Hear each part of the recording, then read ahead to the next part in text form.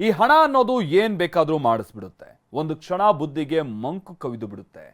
ಇಲ್ಲೋರ್ವ ಸುಶಿಕ್ಷಿತನೇ ವಯಸ್ಸಾಗಿದ್ದಂತ ಒಂದು ಹಿರಿಯ ಜೀವವನ್ನೇ ತೆಗೆದು ಬಿಟ್ಟಿದ್ದಾನೆ. ಒಂಟಿ ಜೀವದ ಬಳಿ ಇದ್ದಂತ ಕೋಟಿ ಕೋಟಿ ಆಸ್ತಿ ಆತನ ತಲೆ ತಿರುಗುವಂತೆ ಮಾಡಿತ್ತು. ಮೈತುಂಬ ಮಾಡಿದ್ದ ಸಾಲ ಈ ರಾಕ್ಷಸಿ ಕೃತ್ಯಕ್ಕೆ ಪ್ರೇರಣೆ ನೀಡಿತ್ತು. ಪೊಲೀಸರ ಎದುರು ಈಗ ಎಲ್ಲವನ್ನೂ ಬಿಚ್ಚಿಟ್ಟಿದ್ದಾನೆ.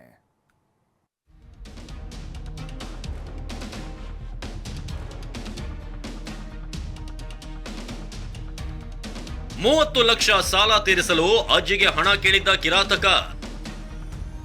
ಅಜ್ಜಿ ಹಣ ಕೊಡಲಿಲ್ಲ ಎಂದು ಆಕೆ ಉಸಿರನ್ನೇ ನಿಲ್ಲಿಸಿದ ಪಾತಕಿ. ಬೆಂಗಳೂರಿನ ಕೆಆರ್ಪುರಂ ನಿಸರ್ಗ ಬಡಾವಣೆಯಲ್ಲಿನ ವೃದ್ಧೆ ಕೊಲೆ ಹಂತಕ ಬಂಧನವಾಗಿದೆ. ಪ್ರಕರಣ ದಾಖಲಿಸಿ 24 ಗಂಟೆಯೊಳಗೆ ಆರೋಪಿಯನ್ನ ಬಂಧಿಸುವಲ್ಲಿ ಕೆಆರ್ಪುರಂ ಪೊಲೀಸರು ಯಶಸ್ವಿಯಾಗಿದ್ದಾರೆ. ಶ್ವಾನದಳದ ಸಹಾಯದಿಂದ ಆರೋಪಿ ದಿನೇಶ್ನನ್ನ ಪೊಲೀಸರು ಪತ್ತೆ ಹಚ್ಚಿದ್ದಾರೆ. ವೃದ್ಧೆ ಸುಶೀಲಮ್ಮನ ಕೈಕಾಲುಗಳನ್ನ ಆವಲಹಳ್ಳಿ ಕೆರೆಗೆ ಎಸೆದಿರುವಂತಹ ಆರೋಪಿ ದೇಹದ ಉಳಿದ ಭಾಗವನ್ನ ಡ್ರಮ್ನಲ್ಲಿ ತುಂಬಿಸಿಟ್ಟಿದ್ದ.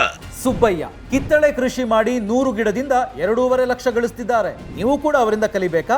ಅವ್ರ ಜೊತೆ ವಿಡಿಯೋ ಕಾಲ್ನಲ್ಲಿ ಮಾತಾಡಬೇಕಾ? ಈಗಲೇ ಫ್ರೀಡಮ್ ಆಪ್ ಡೌನ್ಲೋಡ್ ಮಾಡಿ. ವೃದ್ಧೆ ಕೊಲೆಯಾದ ಸ್ಥಳದಿಂದ ಸ್ವಲ್ಪ ದೂರದಲ್ಲೇ ವಾಸವಿದ್ದ. ಹತ್ಯೆಯಾದ ಸುಶೀಲಮ್ಮ ಕುಟುಂಬಕ್ಕೆ ದಿನೇಶ್ ಅತ್ಯಾಪ್ತನಾಗಿದ್ದ. ಉನ್ನತ ಹುದ್ದೆಯಲ್ಲಿದ್ದರೂ ಕೆಲಸಕ್ಕೆ ರಾಜೀನಾಮೆ ನೀಡಿದ್ದ. ಆದರೆ ಬಿಜೆಪಿ ರಾಜಕೀಯ ಪಕ್ಷದ ಕಾರ್ಯಕರ್ತನಾಗಿ ಗುರುತಿಸಿಕೊಂಡಿದ್ದ.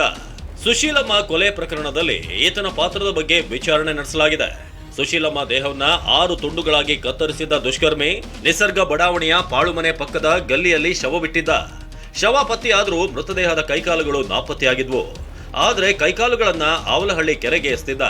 ದೇಹದ ಉಳಿದ ಭಾಗವನ್ನ ಸ್ಥಳೀಯರು ಕಸ ಹಾಕುವ ಜಾಗದಲ್ಲಿ ಡ್ರಮ್ನಲ್ಲಿ ಶವ ಬಿಟ್ಟು ಪರಾರಿಯಾಗಿದ್ದ. ಈಗ ಶ್ವಾನದಳದ ನೆರವಿನಿಂದ ಪೊಲೀಸರು ದಿನೇಶ್ನನ್ನ ಬಂಧಿಸಿದ್ದಾರೆ. ಕೆಆರ್ಪುರಂ ಠಾಣೆ ಪೊಲೀಸರ ವಿಚಾರಣೆ ಸಂದರ್ಭದಲ್ಲಿ ಆರೋಪಿ ದಿನೇಶ್ ತಾನೇ ಕೊಲೆ ಮಾಡಿರೋದಾಗಿ ತಪ್ಪೊಪ್ಪಿಕೊಂಡಿದ್ದಾನೆ. ಅಜ್ಜಿ ಕೊಲೆಗಾರ ದಿನೇಶ್ ಮಧ್ಯೆ ಏನಾಗಿತ್ತು ನೋಡಿದ್ರೆ ಅಚ್ಚರಿ ಸಂಗತಿ ಹೊರಬರ್ತಿವೆ. ಆರೋಪಿ ದಿನೇಶ್ ತಲೆ ಮೇಲೆ ಸುಮಾರು 30 ಲಕ್ಷ ರೂಪಾಯಿ ಸಾಲ ಇತ್ತು.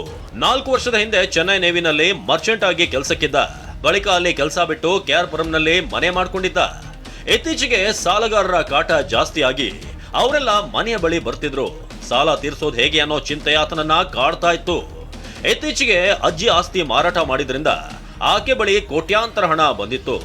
ಅದಕ್ಕಾಗಿ ಅಜ್ಜಿ ಬಳಿ ಹಣ ಕೇಳಿದ್ದ ದಿನೇಶ್. ಆದ್ರೆ ಸುಶೀಲಮ್ಮ ಹಣ ಕೊಡೋದಕ್ಕೆ ನಿರಾಕರಿಸಿದ್ಲು. ಎಷ್ಟಕ್ಕೆ ಸುಮ್ಮನಾಗದ ಕೊಲೆಗಡಕ ದಿನೇಶ್ನ ಕಣ್ಣು ಅಜ್ಜಿ ಮೈಮೇಲಿನ ಚಿನ್ನಾಭರಣದ ಮೇಲೆ ಬಿದ್ದಿತ್ತು. ಫೆಬ್ರವರಿ 24ಕ್ಕೆ ಮಧ್ಯಾಹ್ನ ಅಜ್ಜಿಯನ್ನ ಮನೆಗೆ ಕರೆಸಿ ಉಸಿರುಗಟ್ಟಿಸಿ ಕೊಲೆಗೇದು ಬಿಟ್ಟಿದ್ದ. ಬಳಿಕ ಮೈಮೇಲಿನ ಚಿನ್ನಾಭರಣ ದೋಚಿ ಬಿಟ್ಟಿದ್ದ. ಆದ್ರೆ ಕಿವಿಯ ಓಲೆ ಒಂದು ಬಿಟ್ಟರೆ ಉಳಿದೆಲ್ಲವೂ ಕೂಡ ರೋಲ್ಡ್ ಗೋಲ್ಡ್ ಆಗಿತ್ತು. ಕೊನೆಗೆ ಕಿವಿ ಓಲೆ ಅಡಬಿಟ್ಟು ಹಣ ಪಡೆದು ಅದರಲ್ಲಿ ಡ್ರಮ್ ಮತ್ತು ಡಸ್ಟ್ ಬಿನ್ ಕವರ್ ಖರೀದಿಸಿದ್ದ. ಪಾತಕಿ ದಿನೇಶ್ನ ಮರ್ಡರ್ ಸ್ಟೋರಿ ಇಷ್ಟಕ್ಕೆ ಮುಗಿಯಲ್ಲ. ಹೆಂಡತಿ ಮಕ್ಕಳನ್ನ ಮೊದಲೇ ಪ್ಲಾನ್ ಮಾಡಿ ಎಲ್ಲಿಗೋ ಕಳಿಸಿದ್ದ. ಫೆಬ್ರವರಿ 25ರ ಮುಂಜಾನೆ 3:30ಕ್ಕೆ ತುಂಡು ತುಂಡಾಗಿ ಅಜ್ಜಿ ಶವವನ್ನ ಕಟ್ ಮಾಡಿ ಡ್ರಮ್ಗೆ ತುಂಬಿದ್ದ. ಕೈಕಾಲುಗಳನ್ನ ಕವರ್ನಲ್ಲಿ ತುಂಬಿ ಆವಲಹಳ್ಳಿ ಕೆರೆಗೆ ಬಿಸಾಡಿ ಬಂದಿದ್ದ. ಮೃತದೇಹವನ್ನ ಬಿಸಾಡುವಾಗ ಮನೆಯ ಮುಂಭಾಗದ ಬೀದಿ ದೀಪವನ್ನ ಆಫ್ ಮಾಡಿದ್ದ. ಬಳಿಕ ಡ್ರಮ್ ತಗೊಂಡು ಹೋಗಿ ಬಿಸಾಡಿದ್ದ. ಸಿಸಿಟಿವಿ ಪರಿಶೀಲನೆ ವೇಳೆ ಆರೋಪಿಯ ಚಹರೆ ಪತ್ತೆಯಾಗಿತ್ತು. ಅದನ್ನೇ ಆಧರಿಸಿ ಆರೋಪಿಯನ್ನ ಪೊಲೀಸರು ಇದೀಗ ಬಂಧಿಸಿದ್ದಾರೆ. ಒಂಟಿ ಜೀವಗಳು ಬೆಂಗಳೂರಿನಲ್ಲಿ ಬದುಕೋದು ಎಷ್ಟು ರಿಸ್ಕ್ ಅನ್ನೋದು ಇದರಲ್ಲೇ ಗೊತ್ತಾಗುತ್ತೆ. ಜಗದೀಶ್, TV9 ಬೆಂಗಳೂರು.